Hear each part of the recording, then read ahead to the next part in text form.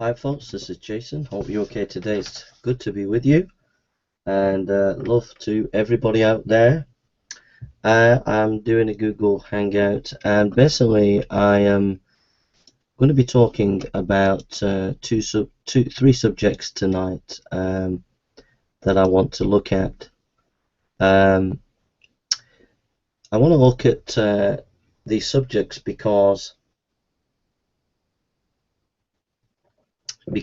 I was doing evangelism in my home city, and basically um, I had a couple of debates with Muslims. One Muslim seemed to be wanted to invite me to have a friendly discussion with Shabir Ali or somebody who's a famous Muslim apologist that came to my city um, this week.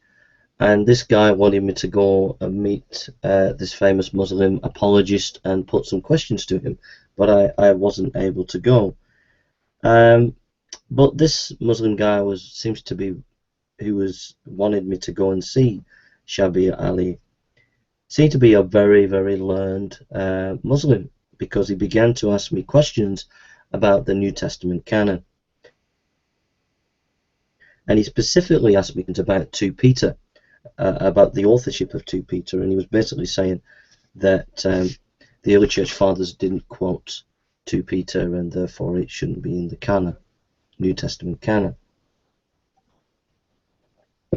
The next issue that I'd like to talk about is the Council of Nicaea. There was a Muslim on the same day, another Muslim, a young man, who had a massive debate with me. He claimed categorically that the Council of Nicaea decided um, on the text of Scripture, the New Testament, that there were over 400 documents that were considered at the Council of Nicaea. And we had this massive debate, and a number of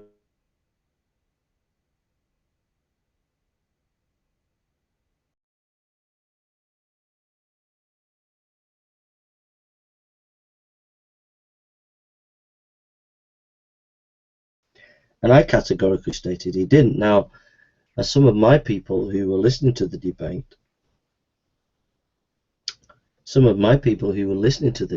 thought I'd got it wrong, and I hadn't got it wrong. And so I want to make this clear to any Muslims out there and to atheists out there what the actual facts are concerning the Council of Nicaea.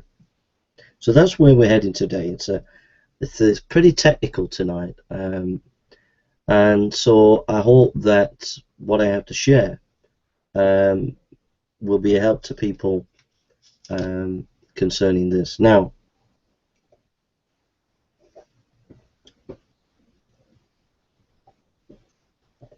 I'm just drinking my cup of tea. So, very interesting topic. So, first of all, and I'd like to just talk about Constantine.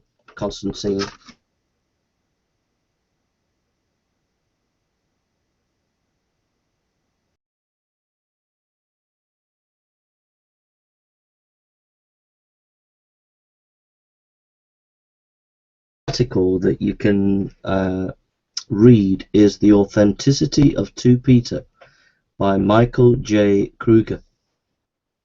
Michael J. Kruger, The Authenticity of 2 Peter, the Journal of the Evangelical Theological Society, published 1999.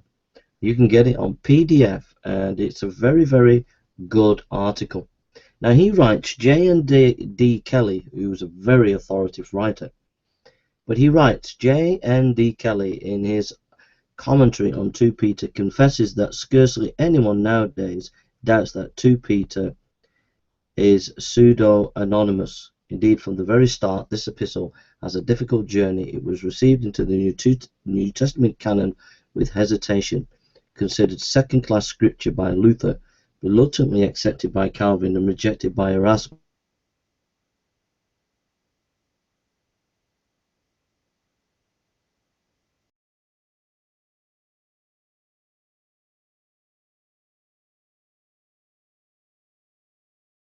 modern scholars concerning the authorship of 2 Peter. Basically, most modern scholars would say 2 Peter is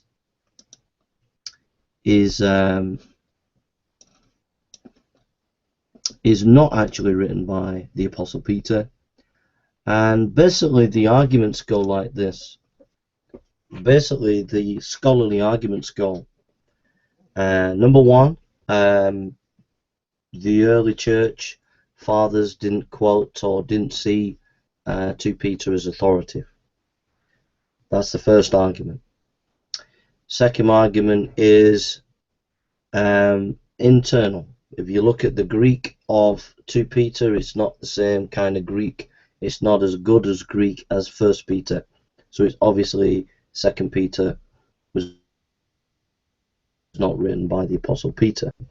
And there is language such as in 2 Peter it quotes Jude, and therefore is obviously coming after Jude. This is the arguments that the scholars use. It also says he's eyewitnesses. He's an eyewitness, and that obviously shows that he wasn't an eyewitness. These are kind of the scholarly arguments that go to say that 2 Peter is not actually written by the Apostle Peter and not from the first century, early first century. So how do we argue against this? Well, first of all, it's important that if the vast majority of modern scholars think on a particular topic, then and there's a consensus, then on one hand we have to take that very seriously.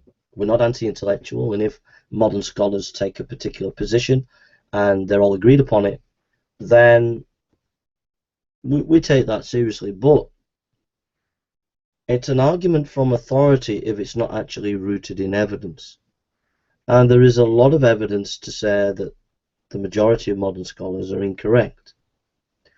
And I want to show you some of that evidence to show you that even though there is a consensus on it by modern scholars as evangelical Christians and as apologists and people who are debating Muslims and atheists, we can give solid evidences why 2 Peter should be in the New Testament. And I'm going to give you some of those solid evidences now. So, hitting on the head the argument that the early church fathers didn't actually quote 2 Peter. Actually,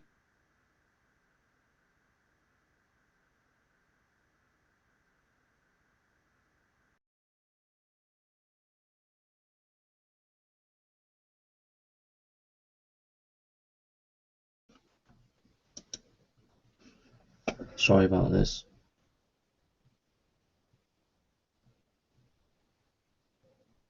Okay.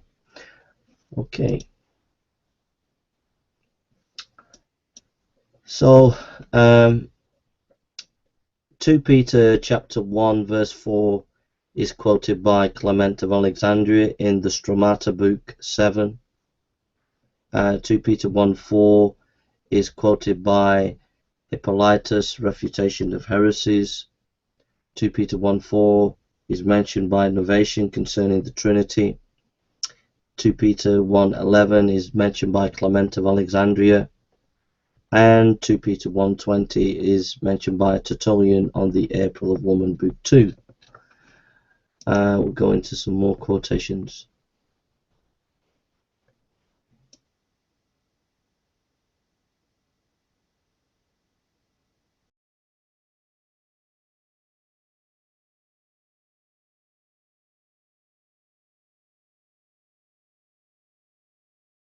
Peter seriously, and what I've just showed you is absolutely categorically that's not true by just the quotations that I've given you.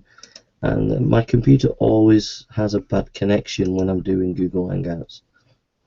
This is quite frustrating. Okay.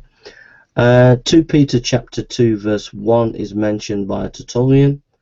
2 Peter chapter 2 verse 1 is mentioned by Hippolytus.